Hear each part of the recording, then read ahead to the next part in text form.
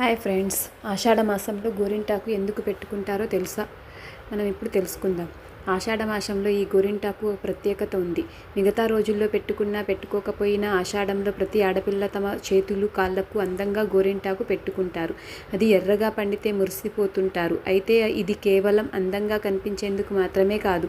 దీనివల్ల కలిగే లాభాలు ఏంటో తెలుసుకుందాం.